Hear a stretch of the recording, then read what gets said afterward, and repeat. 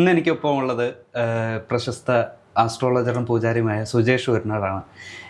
Sir നമസ്കാരം. നമസ്കാരം sir, ഇന്ന് എനിക്ക് കുറച്ച് സംശയങ്ങളുണ്ട്. അതിനെക്കുറിച്ച് ചോദിക്കാൻ വേണ്ടിയാണ് ഞാൻ വന്നിരിക്കുന്നത്. അതായത് ജിൻ, അതായത് നമ്മുടെ ഇസ്ലാം സമുദായത്തിലുള്ള ജിന്നുകളുടെ ഒരു കോൺസെപ്റ്റ് എന്തൊക്കെയാണ്? ജിന്ന് എന്ന് പറയുന്ന കൺസെപ്റ്റ് അത് ഏറ്റവും കൂടുതൽ നെഗറ്റീവായിട്ടാണ് ആളുകൾ കാണുന്നത്. അതായത് നെഗറ്റീവ്സ് ആളുകൾക്ക് ബാധയിൽ 4-ാം വേദം ബാധയിൽ വന്നു എന്ന് പറയുമ്പോൾ തന്നെ ആളുകൾ ജിന്നായിട്ടാണ് പറയുക. അതായത് ശരിക്കും ജിന്ന് ബാധയിൽ വന്നു കഴിയുമ്പം, അതായത് നമുക്ക് നെഗറ്റീവായിട്ട് വന്നു കഴിയുമ്പോൾ ഈ പറയുന്ന പോലെ വീട്ടിൽ നിറയെ കറുത്തുറുമ്പുണ്ടാവുക, അതിൻ്റെ ലക്ഷണങ്ങളായിട്ട് കാണിക്കുക. നിറയെ കറുത്തുറുമ്പുണ്ടാവുക, നമുക്ക് തൊഴിലിൽ വരുമാനത്തിലൊക്കെ സ്റ്റക്ക് ഉണ്ടാവും. പിന്നെ എന്ത് പർട്ടിക്കുലറിലാണോ ആ ജിന്നിനെ വെച്ച് ബന്ധിച്ചിട്ടുള്ള ആ ഭാവത്തിന് ഡാമേജ് ഉണ്ടാവും. അതായത് ഇപ്പോൾ 3-ാം ഭാവമാണെങ്കിലും 4-ാം ഭാവം ഗ്രഹമാണെങ്കിലും ഒക്കെ ബന്ധനം വന്നു കഴിയുമ്പോൾ ആ വീട്ടിൽ ഗ്രഹത്തിനാണ് ബന്ധനം വന്നിട്ടുണ്ടെങ്കിൽ ആ വീട്ടിൽ അല്ലെങ്കിൽ ഭൂമിക്ക് താമസിക്കുന്നവർക്ക് സ്വസ്ഥതയും സമാധാനം ഉണ്ടാവില്ല, കലഹമായിരിക്കും എപ്പോഴും എന്നുള്ളതാണ് മെയിനായിട്ടുള്ള കാര്യം. പിന്നെ മുട്ടനാടിൻ്റെ സ്മെല്ല്, അതിൻ്റെ സ്മെല്ലുകളൊക്കെ നമുക്ക് ഫീൽ ചെയ്യാം. ഈ ആടിന് ആ ഭാഗത്തൊന്നും വളർത്തുന്നുണ്ടാവില്ല, പക്ഷെ ആ വീട്ടിൽ താമസിക്കുന്നവർക്ക് മുട്ടനാടിൻ്റെ ഗന്ധം ഫീൽ ചെയ്യുന്നൊരവസ്ഥയൊക്കെ ഫീൽ ചെയ്യാറുണ്ട് എന്ന് നമുക്ക് ഈ ജിന്നിൻ്റെ ബാധദോഷ ദുരിതം കാണിക്കുമ്പോൾ ലക്ഷണങ്ങളായിട്ട് പറയാറുണ്ട്. മുട്ടനാടിൻ്റെ സ്മെല്ലൊക്കെയാണ് മെയിനായിട്ട് പറയുക. ഇപ്പോൾ ഇസ്ലാമിക് ഐഡിയോളജി പ്രകാരം, അതായത് മനുഷ്യനെ മണ്ണിൽ നിന്നും ഇതുപോലെയുള്ള ജിന്നുകളെ പുകയില്ലാത്ത തീജ്വാലകളിൽ നിന്നുമാണ് ഇതുപോലെ സൃഷ്ടിച്ചിരിക്കുന്നത്. അതിൽ നല്ല, അതായത് പോസിറ്റീവായിട്ടുള്ള പവറുള്ള ജിന്നുകളുണ്ട്, അല്ലാതെ അതിൻ്റെ ഓപ്പോസിറ്റായി നെഗറ്റീവ് എനർജിയുള്ള ജിന്നുകളുമുണ്ട്. ഇപ്പോൾ ഈ പോസിറ്റീവായിട്ടുള്ള എനർജിയുള്ള ജിന്നുകൾ, അതായത് ഈ ഒരു മനുഷ്യർക്ക് ഉപദ്രവമില്ലാതെ, അതായത് അവർക്ക് സപ്പോർട്ടായി അല്ലെങ്കിൽ അവർക്ക് പിന്തുണ നൽകുന്ന രീതിയിലാണോ അത് ജിന്നുകൾ നിൽക്കുന്നത്? അത് നമുക്കിപ്പോൾ ഒരു നാണയത്തിന് 2 വശം എന്ന് പറയുന്നത് പോലെ തന്നെ ഈ ജിന്നുകളെല്ലാം നമുക്ക് നല്ലതിന് ഉപയോഗിക്കാം, ചീത്തയ്ക്ക് ഉപയോഗിക്കാം. ഇപ്പം പലതും ഞാനൊരു ഇസ്ലാമിക കൺസെപ്റ്റ് അനുസരിച്ചല്ല ഞാൻ പറയണത്. അപ്പം അതിനെപ്പറ്റി നിങ്ങളുടെ ഈ പറയുന്ന ഇസ്ലാമിക രീതിയിൽ പറയുമ്പം അതിനകത്ത് കുറച്ചധികം ശരിയും വരാം, തെറ്റും വരാം. അപ്പം അതുകൊണ്ട് ഞാൻ എന്താണോ മനസ്സിലാക്കിയിട്ടുള്ളത് അത് ഞാൻ പറയാം. അതായിരിക്കും ഞാൻ എൻ്റെ പ്രശ്നമായിരിക്കും പറയുന്നതായിരിക്കും കുറച്ചുകൂടെ ശരി. അപ്പോൾ ഇതിനകത്ത് ഈ ജിന്ന് എന്ന് പറയുന്ന സങ്കല്പത്തിൽ തന്നെ കൂടുതലും നാഗദേവതകളും, ഞങ്ങളുടെ ഹൈന്ദവ രീതിയിലുള്ള നാഗദേവതകളും മറ്റുമൊക്കെയാണ് ഈ പറയുന്ന ജിന്നായിട്ടുള്ള കൺസെപ്റ്റിൽ വെച്ച് ആരാധിക്കുന്നത്. അതിൻ്റെ ഭാഗമായിട്ട് തന്നെയാണ് തമിഴ്നാട്ടിലുള്ള എറവാടി പള്ളി, എറവാടി മായംകുളം പള്ളി, പിന്നെ ആറ്റാങ്കര പള്ളി പോലുള്ള പള്ളികളൊക്കെ നിലനിന്ന് പോകുന്നത്. അവിടെ ചെല്ലുന്നവർക്ക് കൃത്യമായിട്ടുള്ള മാറ്റങ്ങൾ ഉണ്ടാവുകയും ചെയ്യുന്നുണ്ട്, റിസൾട്ടുകൾ. പിന്നെ ഈ പറയുന്ന നെഗറ്റീവ്സ്, ബാധകൾ ഇളകുന്നത്, വിശ്വാസം ഇല്ല എന്ന് പറയുന്നവർ പോലും ഈ പറയുന്ന എറവാടിയിലായാലും ആറ്റാങ്കര പള്ളിയിലായാലും ഇപ്പോൾ ചോറ്റാനിക്കര അമ്പലത്തിലായാലും ഇതെല്ലാം കാണുന്നത് നെഗറ്റീവ്സ്. അവിടെ ചെന്ന് പ്രാർത്ഥിക്കുന്നവർക്ക് പോലും കൃത്യമായിട്ട് അതിൻ്റെ നിഷ്ഠകൾ പാലിച്ച് അവിടെ പ്രാർത്ഥിക്കുന്ന കർമ്മങ്ങളുമായിട്ട് മുന്നോട്ട് പോകുന്നവർക്ക് പോലും അവരുടെ ശരീരത്തിലുള്ള നെഗറ്റീവ്സ് ഇളകി മാറുന്നത് നമുക്ക് കണ്ണിൽ നിന്ന് കാണാൻ പറ്റും. മറ്റുള്ളവർ ഉണ്ടാകുന്ന പ്രശ്നങ്ങൾ ഇളകിപ്പോൾ നമുക്ക് കാണാൻ പറ്റും, കണ്ട് മനസ്സിലാക്കാൻ പറ്റും. ഇതൊന്നും ഇല്ല എന്ന് പറയുന്നവർക്ക് പോലും നേരിൽ നിന്ന് കണ്ട് മനസ്സിലാക്കാം എന്നുള്ളതാണ് ഞാൻ പറഞ്ഞതിൻ്റെ കാര്യം. അപ്പം ഈ പറയുന്ന ഹൈന്ദവത്തിലുള്ള ദേവതകൾ തന്നെയാണ് ഒരു തരത്തിൽ ഇസ്ലാമിൽ ജിന്നായിട്ട് തന്നെ ആരാധിക്കുന്നതെന്നാണ് എൻ്റെ ഒരു വെർഷൻ ഞാൻ മനസ്സിലാക്കിയിട്ടുള്ളത്. ഓക്കെ, ഇപ്പോൾ ഈ ഇസ്ലാം ഭാഷയിൽ ഈ ഒരു ആഭിചാരത്തെ പറയുന്നത് സിഹിർ എന്നാണ്. സിഹിർ. അപ്പോൾ ആ ഒരു സിഹിർ, ഈ ഒരു ജിന്നുകളെ മുൻനിർത്തി സിഹിർ ചെയ്യുന്ന പലരും നമ്മുടെ സമൂഹത്തിലുണ്ട്. അവരെ ഈ ഒരു കൺസൾട്ട് ചെയ്യാൻ നിരവധി പേർ വരുന്നുമുണ്ട്. ഇപ്പോൾ എന്താ പറയുക, തൻ്റെ ബിസിനസ് പങ്കാളിക്കെതിരെ ഇപ്പോൾ ആഭിചാരം നടത്താൻ, അല്ലെങ്കിൽ കൂടോത്രം എന്ന് തന്നെ വേണമെങ്കിൽ പറയാം. ഇപ്പോൾ ഈ മനുഷ്യർക്ക് ഈ ജിന്നുകളെ സ്വാധീനിക്കാൻ പറ്റുന്ന ഒരു സാഹചര്യം ഉണ്ടോ? തീർച്ചയായിട്ടും. അപ്പോൾ ക്ഷേത്രങ്ങളിലായാലും പള്ളികളിലായാലും നമ്മൾ എന്താണ് ചെയ്യുന്നത്? നമ്മുടെ എനർജിനെ ആരാധിക്കുന്നു, ആ എനർജിനെ സ്വാധീനിക്കുകയാണ്. ആ എനർജിക്ക് വേണ്ടുന്ന എന്താണോ അത് നമ്മൾ കൊടുക്കുകയാണ്. അപ്പോൾ ആഹാരമായിട്ടാണെങ്കിലും വസ്ത്രമായിട്ടാണെങ്കിലും നല്ല ചന്ദനത്തിലൂടെ ഗന്ധമായിട്ടാണെങ്കിലും വിളക്കായിട്ടാണെങ്കിലും അവർക്ക് എന്താണോ ആവശ്യമുള്ളത് അവരെ എങ്ങനെയാണ് സ്വാധീനിക്കാൻ പറ്റുന്നത് അത് കൊടുത്തിട്ടാണ് നമ്മൾ നമ്മുടെ ആവശ്യം പറഞ്ഞവരെ കൊണ്ട് ചെയ്യിക്കുന്നത്.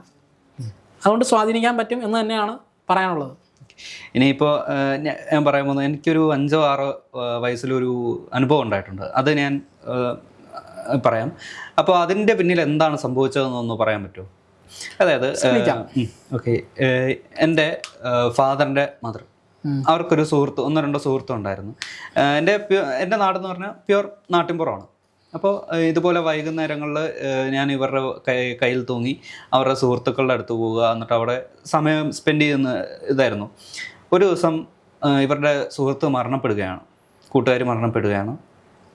അന്ന് എനിക്ക് വളരെയേറെ അറ്റാച്ച്മെൻ്റ് ഉണ്ടായിരുന്നു, വളരെയേറെ ക്ലോസ് ആയിട്ടുള്ള ഒരു ഫാമിലി ആയിരുന്നു അവരുടേത്.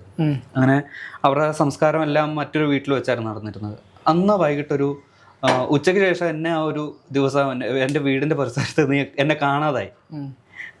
എൻ്റെ വീട്ടുകാരും നാട്ടുകാരും അതുപോലെ എല്ലാവരും തിരക്കി കിടന്നിട്ട് എന്നെ അവസാനം കണ്ടെത്തുന്നത് അവരുടെ പഴയ തറവാട്ടിൽ അവരിരുന്ന ആ ഒരു കസേരയുടെയും ബെഞ്ചിൻ്റെ നടുക്ക്. അതായത് അവരുടെ അടുത്ത് ഞാൻ എപ്പോഴും പോകുമ്പോൾ ഇരിക്കുന്ന അതേ സ്ഥലത്ത് വെയിലത്ത് കിടക്കുന്ന ഒരു അവസ്ഥയിലാണ് എന്നെ കണ്ടെത്തുന്നത്. ഇപ്പം ഇതിൻ്റെ പിന്നിൽ ഈ ഒരു ആത്മാവാണോ അതോ എൻ്റെ എനർജിയാണോ ഇവരിലേക്ക് ആകർഷിക്കപ്പെട്ട് എന്നെ ആ ഒരു നിമിഷത്തേക്ക് പെട്ടെന്നൊരു വാനിഷായി പോയത്? അല്ല, അത് നമ്മൾ ഇപ്പോൾ ഒരാൾ മരണപ്പെട്ടാലും 16 ദിവസം വരെ അയാളുടെ ആത്മാവ് ഭൂമിയിൽ ഉണ്ടാവും എന്നാണ് പറയപ്പെടുക. അപ്പം അതിനോട് സ്വാധീനം ചെലുത്താൻ പറ്റുന്ന, അതിന് ഇഷ്ടമുള്ള വ്യക്തികളുടെ ചുറ്റിപ്പറ്റിയിട്ടായിരിക്കും 16 ദിവസം വരെയും ഈ ആത്മാവ് നിലനിൽക്കുക. അത് സ്വന്തം ബന്ധങ്ങളുമായിട്ട് ബന്ധപ്പെട്ട് തന്നെയായിരിക്കും, ആ വീടും പരിസരമായിട്ട് ബന്ധപ്പെട്ട് തന്നെയായിരിക്കും ഈ ആത്മാവ് നിൽക്കുക. അപ്പം എന്നുള്ളതാണ് നമ്മുടെ ഹൈന്ദവ വിശ്വാസം അനുസരിച്ചിട്ട് പറഞ്ഞിട്ടുള്ള കാര്യം. അപ്പം നിങ്ങളോട് അമിതമായിട്ടുള്ള താല്പര്യമുള്ള സ്ഥിതിക്കും നിങ്ങൾക്ക് ആ സമയത്തുണ്ടാകുന്ന നിങ്ങൾ കേട്ട് പഴകിയിട്ടുള്ള പഴയ കഥകളോ ആ സമയത്ത് നിങ്ങൾ കേട്ടിട്ടുള്ള പഴയ കഥകളോ എന്തെങ്കിലുമൊക്കെ സ്വാധീനത്തിൽ നിങ്ങളുടെ മൈൻഡും കൂടെ അൺകോൺഷ്യസ് ആയിട്ടുള്ള സ്റ്റേജിൽ പോയതാകാം എന്നാണ് ഞാൻ പറഞ്ഞു കേട്ടതിനനുസരിച്ച് എനിക്ക് മനസ്സിലാവുന്നു. ശരിക്കും ആ സമയത്ത് എന്താ പറയുക, ഇതിനു മുമ്പുള്ള സമയം വരെ എനിക്ക് ഓർമ്മയുണ്ട്. പക്ഷെ ഇതിന് ശേഷം അല്ലെങ്കിൽ ആ ഒരു കുറച്ച് മണിക്കൂർ ഞാൻ എങ്ങനെ ആ വീട്ടിലെത്തി, അവിടെ എങ്ങനെ കിടന്നു, എങ്ങനെ ഒന്നും എനിക്ക് ഒരു ഓർമ്മയില്ല.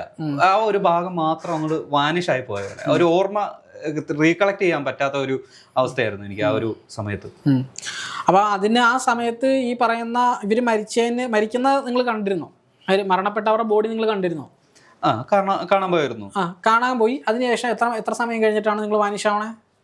അതൊരു 2-3 മണിക്കൂറിന് ശേഷമാണ്. 2-3 മണിക്കൂറിന് ശേഷം. അപ്പൊ ആ സമയം വരെ നിങ്ങൾ എന്ത് ചെയ്തു?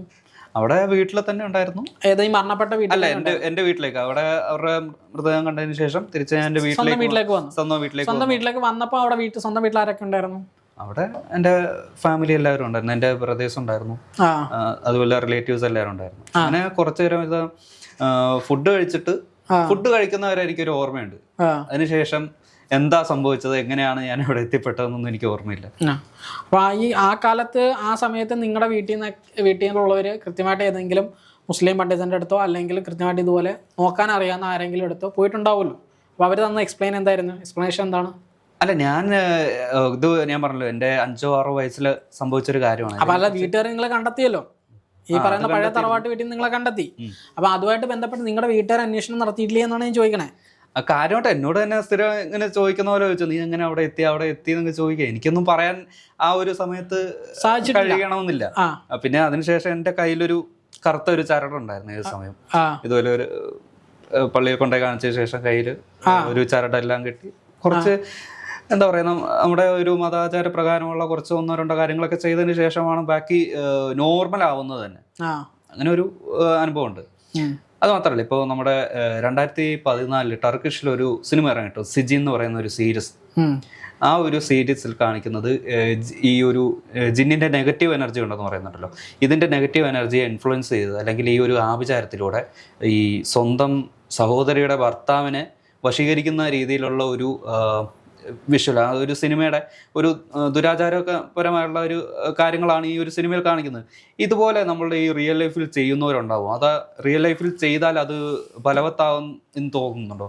അത് ഈ ജിന്നിനെ കൊണ്ട് മാത്രമല്ല, ഇപ്പോൾ ഈ ഹൈന്ദവത്തിലുള്ള ദേവതകളെ കൊണ്ടും ഒക്കെ ചെയ്യുന്ന കാര്യങ്ങളാണ്. അപ്പം ഓരോരുത്തരുടെ ആവശ്യങ്ങൾക്ക് വേണ്ടി ഓരോ ദേവതയെ സ്വാധീനിച്ചിട്ട് അതിൻ്റെ കർമ്മങ്ങൾ അറിയാവുന്നവർ അതിനെ ഉപയോഗിച്ചിട്ട് കർമ്മങ്ങൾ അവരവരുടെ ആവശ്യങ്ങൾ നേടിയെടുക്കുന്നു എന്നുള്ളത് മാത്രമാണ്. അപ്പോൾ ഇങ്ങനെ സാമ്പത്തികമായിട്ട് ലാഭം എന്തെങ്കിലും അല്ലെങ്കിൽ അവർക്ക് അവരുടെ വ്യക്തിപരമായിട്ടുള്ള ലാഭത്തിന് വേണ്ടിയിട്ടാണ് ഇങ്ങനെയുള്ള ദേവതകൾ ഇത്തരത്തിലൊക്കെ ഉപയോഗിക്കുക. അപ്പോൾ ഈ വ്യക്തിപരമായിട്ടുള്ള കാര്യങ്ങൾ നമ്മുടെ സ്വന്തം എഫർട്ടിലൂടെ ചെയ്യുന്നതല്ലാതെ ഈ ജിന്നുകൾ അല്ലെങ്കിൽ ഈ ഒരു അദൃശ്യ ശക്തികളെ കൊണ്ട് ചെയ്യുന്ന ഈ ഒരു ശക്തികളെ ഒഴിവാക്കുന്നതല്ലേ, പരമാവധി ഒഴിവാക്കി നിർത്തുന്നതല്ലേ നമ്മൾ ഈ മനുഷ്യർക്ക് നല്ലത്? അദൃശ്യ ശക്തികളെ നമ്മൾ പരമാവധി ഒഴിവാക്കുക എന്ന് പറയുമ്പോൾ നമ്മൾ ഈശ്വരാരാധനയെ ഉൾപ്പെടെ വേണ്ട എന്ന് പറയുന്നതിന് തുല്യമാണ്. ഈശ്വരൻ എന്ന് പറയുന്ന സങ്കല്പം തന്നെയാണ് ഇത്. അപ്പോൾ ഇത് ആരെന്തിനു വേണ്ടി ഉപയോഗിക്കുന്നു എന്നുള്ളത് മാത്രമാണ് ഇതിന് ശരിക്കും പറയുന്നത് നല്ലതും ചീത്തയും നിർണ്ണയിക്കപ്പെടുന്നത്. അപ്പം നമ്മുടെ മനസ്സ് ശരിയാണ്, നമ്മുടെ ഉദ്ദേശം ശരിയാണ് എങ്കിൽ അവിടെ പ്രശ്നമില്ല. മറിച്ച് നമ്മളത് മറ്റൊരാൾക്ക് എതിരെ ഉപയോഗിക്കുമ്പോൾ മാത്രമാണ് അത് അവിടെ മോശമാണ്. നമ്മുടെ നല്ലതിന് ഉപയോഗിക്കാം. നല്ലതിന് ഉപയോഗിച്ച് നമ്മുടെ ജീവിതത്തിൽ നമുക്ക് നേടാൻ പറ്റുന്ന സൗഭാഗ്യങ്ങളെല്ലാം നേടാം. മറ്റൊരാൾക്ക് ദ്രോഹം ഉണ്ടാക്കരുതെന്നുള്ളത് മാത്രമാണ്. ഇപ്പോൾ അന്യമതത്തിലുള്ള ഒരാൾക്ക് എന്താ പറയുക, ഒരു സർവനാശം വരണമെന്ന രീതിയിൽ ഈ ഒരു ജിന്നുകളെ സ്വാധീനിച്ച്, അല്ലെങ്കിൽ ജിന്നുകളെ മുൻനിർത്തി എനിക്കൊരു ക്രിയ ചെയ്യാൻ പറ്റുമോ? ചിലപ്പോൾ അത് ഫലവത്താവുമെന്ന് തോന്നുന്നുണ്ടോ? ഫലവത്താകാതിരിക്കാനൊന്നുമില്ല. കർമ്മം അറിയാവുന്നവനാണെങ്കിൽ, പണി അറിയാവുന്നവനാണെങ്കിൽ പണി എടുത്താൽ അതിൻ്റെ കൂലി അവിടെ കാണും, റിസൾട്ട് അവിടെ ഉണ്ടാവും. അപ്പോൾ ഇതിന് ജാതി മതം ലിംഗഭേദം അങ്ങനെയൊന്നുമില്ല. നമ്മൾ മനുഷ്യനാണ് ഈ ജാതിയും മതവും ഒക്കെ ചിന്തിക്കുന്നത്. ദേവതകൾക്ക് അങ്ങനെ ജാതിയും മതം അങ്ങനെ ഒന്നും പ്രശ്നമുള്ള കാര്യങ്ങളല്ല. ഇപ്പം നിങ്ങൾ ഈ പറയുന്ന ജിന്നിനെ നിങ്ങൾ ഈ വിളിക്കുന്ന ജിന്ന്, ആ ജിന്നിനെ മറ്റൊരു പേരിലായിരിക്കും ഞാൻ ആരാധിക്കുന്നത്. പേരിൽ മാത്രമേ വ്യത്യാസം ഉണ്ടാവുള്ളൂ. എനർജി എല്ലാം ഒന്ന് തന്നെയാണ്. അതിൻ്റെ ചില പേരുകളിൽ ചില വ്യത്യാസങ്ങളുണ്ടാവും. അതിൻ്റെ മൂർത്തിയുടെ വ്യത്യാസം അനുസരിച്ചിട്ട് സ്വഭാവ സവിശേഷതകളിലും പിന്നെ അതിൻ്റെ ആരാധനാക്രമത്തിലും വ്യത്യാസം വരുന്നു എന്നുള്ളത് മാത്രമേ ഉള്ളൂ. അതിനെ എങ്ങനെ വേണമെന്നുള്ളത് ഉപയോഗിക്കുന്ന ആളുടെ മനസ്സിനനുസരിച്ചിട്ട് തീരുമാനിക്കാം എന്നുള്ളത് മാത്രമാണ്. നല്ലതിന് ഉപയോഗിക്കാം, ചീത്തയ്ക്ക് ഉപയോഗിക്കാം. എങ്ങനെ ഉപയോഗിക്കണമെന്ന് നമ്മുടെ ഇഷ്ടമാണ്. നല്ലത് ചെയ്താൽ നമുക്ക് അതിൻ്റെ നേട്ടം നമുക്കും നമ്മുടെ കുടുംബത്തിനും ഉണ്ടാവും. മോശം ചെയ്താൽ അതിൻ്റെ തിരിച്ചടി നാളെ നമുക്കും നമ്മുടെ തലമുറയ്ക്കും ഉണ്ടാവും. ചിലപ്പം നമ്മൾ ഈ പറയുന്ന നെഗറ്റീവ് ഏറ്റ ഒരു വ്യക്തി, ആ നെഗറ്റീവ് ഏറ്റ ഒരു വ്യക്തിക്ക് ആ നെഗറ്റീവ് ക്ലിയർ ചെയ്യാൻ പറ്റിയില്ല, അയാൾ അതുകൊണ്ട് മരണപ്പെടുകയാണ് എന്ന് വിചാരിക്കാം. അയാളുടെ അടുത്ത തലമുറ അല്ലെങ്കിൽ അതിൻ്റെ അടുത്ത തലമുറ, രണ്ടാമത്തെ മൂന്നാമത്തെ തലമുറ ഇത് കണ്ടെത്തുകയാണ്. എന്നിട്ട് അവരെവിടെയെങ്കിലും ക്ലിയർ ചെയ്യണം. അപ്പോൾ നിങ്ങൾ മരണപ്പെട്ടു പോയി. നിങ്ങൾ മരണപ്പെട്ടു പോയാലും നിങ്ങളുടെ അടുത്ത ജന്മം നിങ്ങൾ ചെയ്ത് വെച്ച പാപത്തിനുള്ള കൂലി നിങ്ങൾ അനുഭവിക്കേണ്ടി വരും. മുൻജന്മ പാപദോഷമായിട്ട് നിങ്ങൾ അനുഭവിക്കേണ്ടി വരും. പിന്നീട് ഈ നിങ്ങളുടെ അടുത്ത തലമുറ ഒരു തെറ്റു പറയാത്ത തലമുറയാണ്. അപ്പോൾ അവർ അവിടെ നിന്ന് ഉച്ചാടനം പോലുള്ള കർമ്മങ്ങളൊക്കെ ചെയ്തു കഴിഞ്ഞാൽ തിരിച്ച് ഈ കുടുംബത്തിലേക്കായിരിക്കും വരിക. നിങ്ങളുടെ നെക്സ്റ്റ് ജനറേഷൻ അവരൊന്നും അറിയുന്നില്ല, അവർ തെറ്റും ചെയ്തിട്ടില്ല, പക്ഷെ അവരിത് അനുഭവിക്കേണ്ടി വരും. അപ്പോൾ കർമ്മം ചെയ്ത് നിങ്ങൾ അനുഭവിക്കണം, നിങ്ങളുടെ തലമുറയെ അതിന് പിന്നെ അനുഭവിക്കേണ്ടി വരും. അതാണ് വ്യത്യാസം. അതുകൊണ്ടാണ് നമ്മൾ ഈ പറയുന്ന നെഗറ്റീവായിട്ടുള്ള കർമ്മങ്ങൾ ചെയ്യുന്നതിലൊക്കെ നമ്മൾ കൂടുതലും നിരുത്സാഹപ്പെടുത്തുന്നതിൻ്റെ കാര്യം അതാണ്. നമ്മളാരും സപ്പോർട്ട് ചെയ്യാറില്ല. ഇത് ചെയ്തു കഴിഞ്ഞ് കഴിഞ്ഞാൽ ഇതിൻ്റെ നെഗറ്റീവ് അനുഭവിക്കുന്ന ഒരുപാട് കുടുംബങ്ങൾ നമ്മൾ കാണാറുള്ളതാണ്. ഒരുപാട് ദുരന്ത കഥകൾ നമ്മൾ ഡെയിലി കേൾക്കാറുള്ളതാണ്. അതുകൊണ്ടാണ് നമ്മൾ ഈ ഇങ്ങനെയുള്ള കർമ്മങ്ങൾക്കൊന്നും നിൽക്കരുത്. സ്വാർത്ഥ ലാഭങ്ങൾക്ക് വേണ്ടി ഇങ്ങനെയുള്ള കാര്യങ്ങൾ നിൽക്കരുത്. ഇപ്പോൾ ഒരുത്തനൊരു ദേഷ്യം വന്ന് ഒരു കത്തിയെടുത്ത് അവനെ കുത്തി കഴിഞ്ഞ് കഴിഞ്ഞാൽ ആ മുറിവ് ഉണങ്ങുന്നതിൻ്റെ ഒരു കാലതാമസം ഉണ്ടാവുള്ളൂ. പക്ഷെ ഇങ്ങനെയുള്ള കർമ്മങ്ങൾ ചെയ്ത തലമുറകളോളം നീണ്ടിരിക്കും ഇതിൻ്റെ ആഫ്റ്റർ എഫക്റ്റ്. ശാപം മാത്രമല്ല, കർമ്മത്തിൻ്റെ എഫക്റ്റ്. ഇപ്പം അവർ ക്ലിയർ ചെയ്ത് അവർക്കൊന്നും മനസ്സിലാക്കാൻ പറ്റിയില്ല, അവരിതൊന്നും ക്ലിയർ ചെയ്യാൻ പറ്റിയില്ലെങ്കിൽ അവരുടെ തലമുറകൾ മുഴുവൻ നശിച്ചു പോവാണ്. നശിച്ചു പോകുന്നതിനനുസരിച്ചിട്ട് നിങ്ങളുടെ അടുത്ത ജന്മം എടുക്കുമ്പോഴും ഈ പറയുന്ന അത്രയും ശാപം കയറിയിട്ടുള്ള അടുത്ത ജന്മമായിരിക്കും നിങ്ങൾക്കും വരിക. അപ്പോൾ അതിനനുസരിച്ച് ദുരിതം അടുത്ത ജന്മത്തിൽ നിങ്ങൾ അനുഭവിക്കണം. ആ ജന്മത്തിൽ നിങ്ങൾ അനുഭവിക്കേണ്ടി വരും.